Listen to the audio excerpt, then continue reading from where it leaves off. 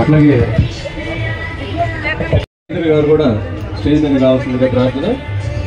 అలాగే principal district judge Shri Nerella Srinivasulu గారు వారు కూడా స్టేజ్ మీద రావాల్సిందిగా ప్రార్థన. మన రథయాత్ర కమిటీ మెంబర్ మాధవరెడ్డి గారు, రమేష్ రెడ్డి గారు, గోపికృష్ణ గారు, రవికుమార్ గారు, వెంకట సుబ్బయ్య గారు,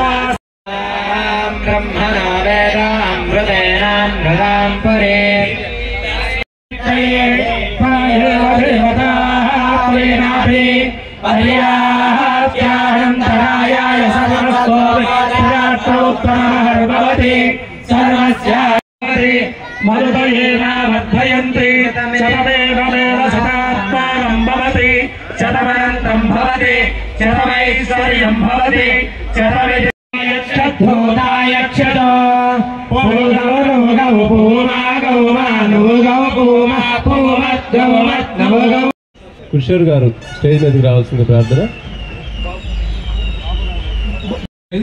జై ఉషా స్కూల్ పేర్లు పిలిచిన వాళ్ళు త్వరగా రండి.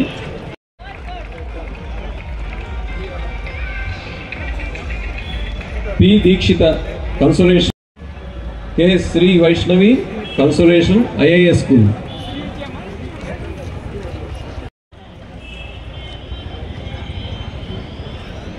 Group 2 colouring competition SK Kushifana first prize Ratnam school. PVL Niharika consolation drawing competition CM Nithyasri first prize Jai Usha school.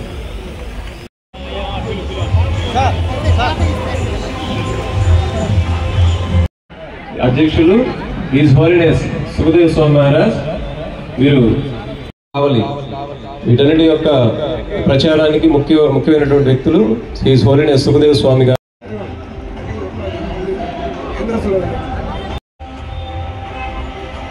ఓం అజ్ఞానతిమిరాంధస్య జ్ఞానాంజన శలాకయ చక్షుర్మిలితం స్వయం రూప కదామయం దదాతి స్వపదాంతకం. అందరు చేతులు ఎత్తి నాతో పాడారండి. జయ శ్రీకృష్ణ చైతన్య కృష్ణ కృష్ణ హరే హరే హరే రామ రామ రామ హరే హరే. కృష్ణ కృష్ణ హరే హరే హరే రామ రామ రామ హరే హరే. ఈ అతి ప్రాచీనమైనటువంటి మానవ సభ్యత ఉన్న ఈ భారతదేశంలో పుట్టడం ఒక గొప్ప అదృష్టం. తర్వాత మనం మామూలుగానే ఒక హిందూ కుటుంబంలో పుట్టడం, మనకి తెలియకుండానే మనం భగవద్గీత మన గ్రంథం అనుకుని, కృష్ణుడు మన దేవుడు అనుకుని, మనకి తెలియకుండానే మనం హిందూ కుటుంబంలో పుట్టడం. దానికి దేవుడు అనేవాడు అది భారతదేశంలో సంబంధం లేదు. దేవుడు అందరికీ దేవుడు. అలాగే దేవుడు హిందువులని లేదు, ముస్లింలని లేదు, క్రిస్టియన్లని లేదు. భగవద్గీత చదివేవాడికి తెలుసుంటుంది. సర్వ యోనిషు కౌంతేయ మూర్తయ సంభవంతియ తాసాం బ్రహ్మ మాదియోని అహం బీజ ప్రజాపిత. కృష్ణుడు 13వ అధ్యాయంలో ఆయన చెబుతున్నాడు, ఈ అన్ని జీవజాతులకి సర్వ యోనిషు కౌంతేయ అహం బీజ ప్రజాపిత. అంటే ఇది తత్వంతో భగవంతుడు తెలుసుకోవడం. ఏదో గుడ్డిగా సెంటిమెంటల్గా కాకుండా నిజంగా దేవుడని ఒప్పుకుంటే అందరికీ ఒక దేవుడే ఉంటాడు, ఎవడు ఆయన తెలుసుకోవడం. మనుషులకి దేవుడిని తెలుసుకోవడం ఒక తప్పనిసరి అయినటువంటిది విషయం. దేవుడిని తెలుసుకో మనిషి అయిన తర్వాత. ఎందుకంటే ప్రతి జంతువుకి ఒక స్పెషాలిటీ ఉంటుంది. పందులు తిన్నట్టు మనం తినలేము, గద్దలు చూసినట్టు మనం చూడలేము, లేదా చిరుతుకులు పరిగెత్తినట్టు మనం పరిగెత్తలేము. మరి మనుషులకి లేదా ఈ కుక్కల వాసన చూసినట్టు మనం చూడలేము. మనుషులకి స్పెషాలిటీ ఏంది అంటే చూడడంలో మనకంటే తీక్షణమైనటువంటి వేరే జాతులు ఉన్నాయి, తినడంలో కానీ పరిగెత్తడంలో కానీ. మరి భగవంతుడు మనుషులకు ఇచ్చినటువంటి విశేషమైనటువంటి మనిషిని మనస్సు ఉన్నవాడు మనిషి. వేదికని అలంకరించిన పెద్దలకి అందరికీ కూడా నా యొక్క నమస్కారాలు. ఒక ఆయన ఒక వ్యక్తితో కలిసి వాళ్ళిద్దరూ చర్చించుకున్నారు. ముఖ్యంగా ఈ భారతదేశంలో ప్రతి ఒక్కరికి తెలిసింది పాపం, తర్వాత తెలుసా మీకు కూడా కవులు ఉందా? Very good. పాపం పుణ్యం అని రెండు విషయాలు.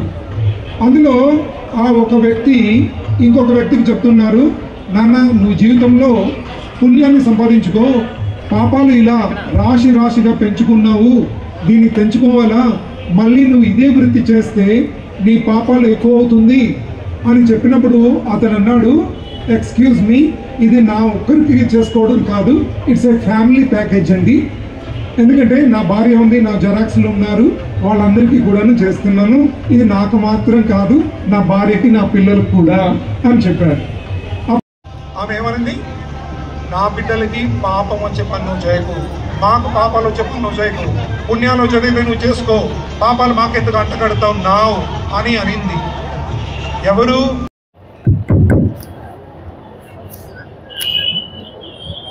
ఈనాటి international society for Krishna consciousness icon ISKCON వారి ఒక ప్రోగ్రాం ఈరోజు కావలిలో నిర్వహించడం,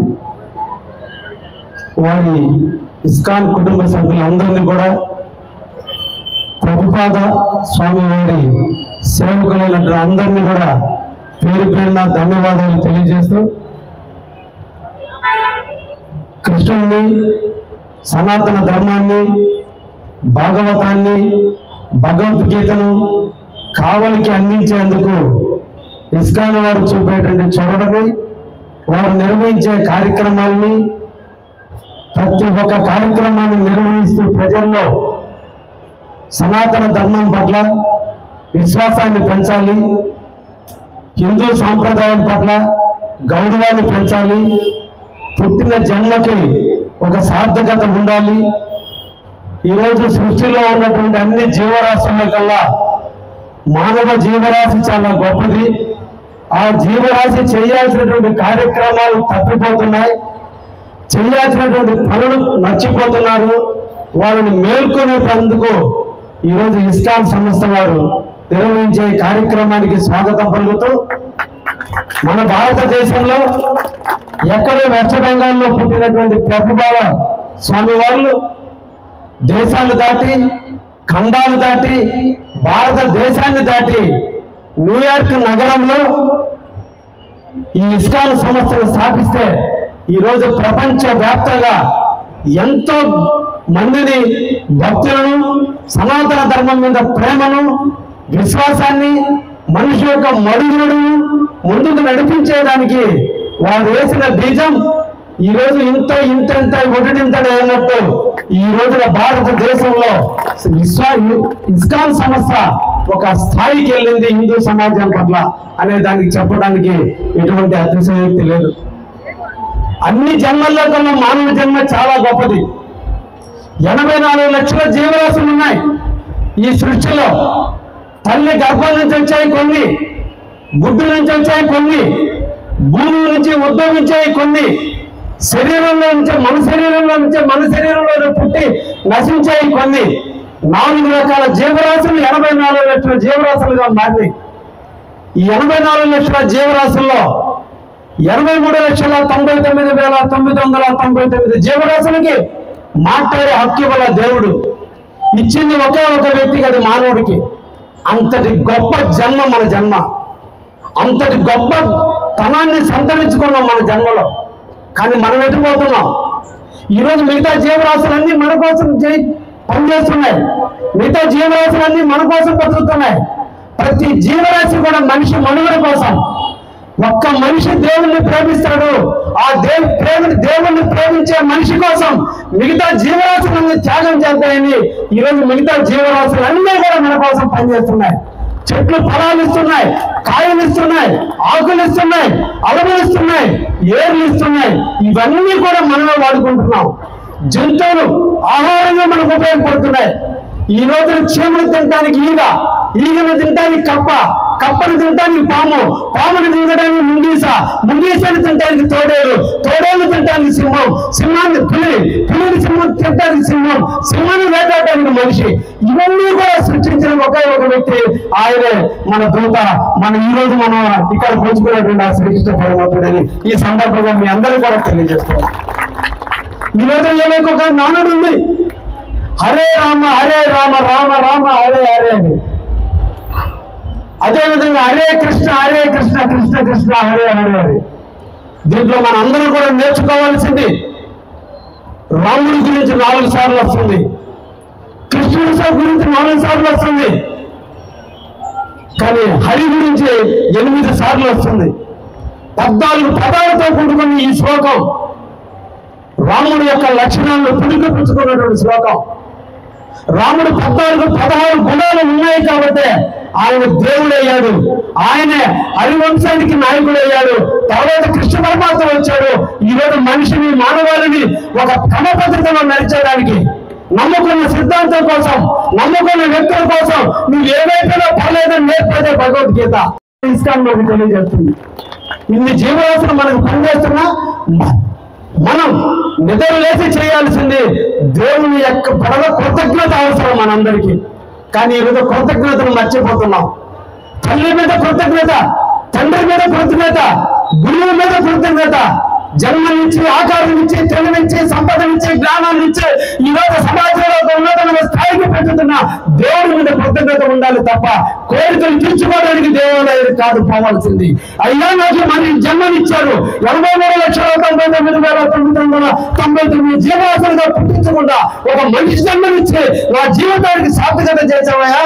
కాబట్టి రాముడిలో 16 లక్షణాలు ఏవైతే ఉన్నాయో, ఏవైతే ఈరోజు మనం హరినామం జపం చేసుకుంటున్నామో, ఈరోజు కృష్ణనామం జపం చేసుకుంటున్నామో, ఈ 16 పదాలు మేము పలుకుతున్నామో, ఈ 16 ఉత్తమైన లక్షణాలతో మేము కూడా సమాజంలో బతుకుతామని చెప్పేందుకే దేవుడి గుడికి వెళ్ళాలి.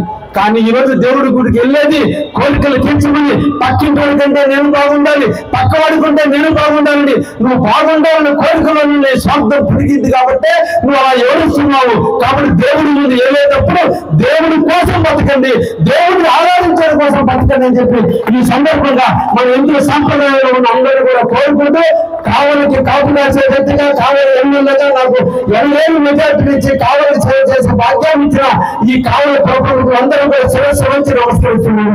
Thank you.